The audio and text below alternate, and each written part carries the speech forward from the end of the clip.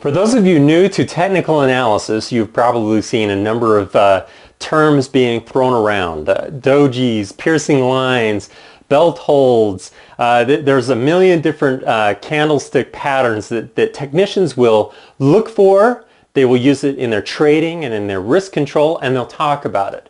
So let's introduce you to a couple of these very common technical patterns. They appear in the Forex as well as other capital markets.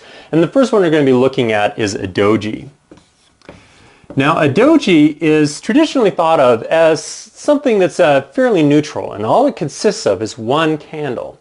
Now, what you know about candles is that they look kind of like this. They have from the high of the day, and then we have some sort of a body, which we'll say in this case the open price was right here at the top of the body, and the close price is right here down at the bottom of the body, and then it may have a lower shadow as well as we go all the way down to the low of the day.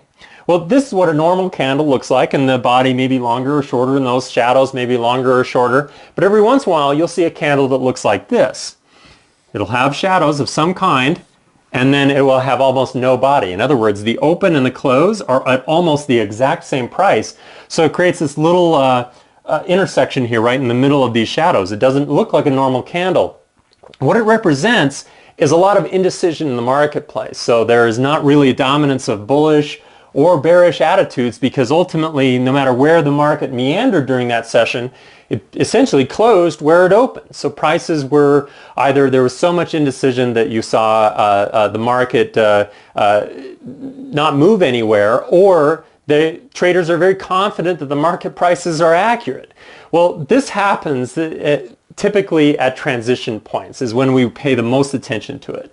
So for example, we wouldn't just naturally look at a doji arbitrarily and say, oh, well, that doji is appearing in the middle of a downtrend, therefore I should immediately buy, because that much indecision means that the bulls are going to step into the market and push the bears. The bears are too weak. Or if it were happening in the middle of an uptrend, we wouldn't necessarily just automatically sell. It always comes down to a matter of context. And I have actually some analysis in the article that you can look at as to how to apply that context. The most convenient of which, and the easiest to identify, is to look for dojis as your market is getting to support or resistance levels. And I have a couple of good examples. One that occurred a few months ago on the Euro USD. So let's take a look at that.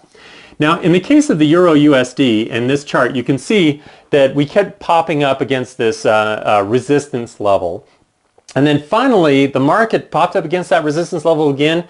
We see this big doji, which was no ordinary doji, in fact. The fact that that little intersecting line was down towards the bottom is actually in and of itself kind of ruins the neutrality of this particular formation and makes it a little bit more bearish, because at one point the bulls had bid the market all the way up and been pushed almost all the way completely back down by the bears at the close.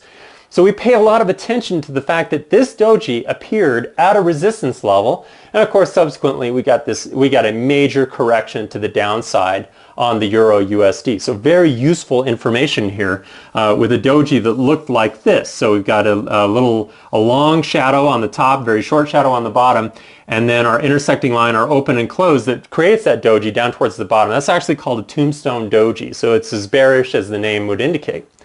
At the same time, we can look at another one. I'm going to shift markets here a little bit just to show how these look in from one market to the next. This is on the SPX. It was on the 10th of October, so very recently, where the market established another doji. Now in this case, the SPX was at support levels from 2002 to 2003, and it's currently where we are. Now, what kinds of conclusions do we draw about that doji versus one that appears mid-trend in between major support resistance levels? Well, in that case, we don't pay as much attention to it. But if it's appearing down along the bottom at a support level or up along the top at a resistance level, we pay a lot of attention to it, which was definitely the case with this one that appeared on the 10th.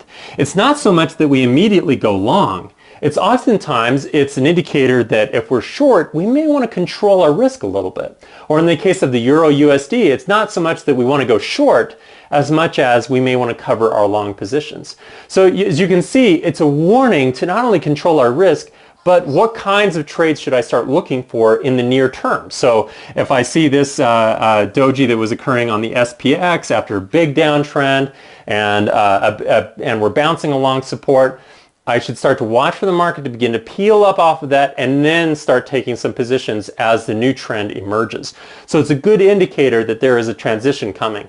Now, when applied in that kind of methodology, if you're looking for dojis at a resistance level or a support level and then taking a trade on, even just arbitrarily, on the next candle as it bounces up or bounces down, I've tested that and you have a pretty good win-loss record, 56% winners to losers.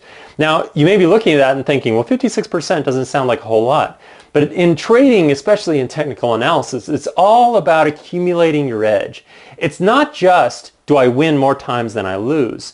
But when I win, how much do I win versus how much I lose when I do that? So when you combine those two factors, it's something that makes the trading system a lot more attractive and justifies the amount of time and attention that we spend talking about dojis and evaluating the kind of uncertainty and instability that they represent in the market.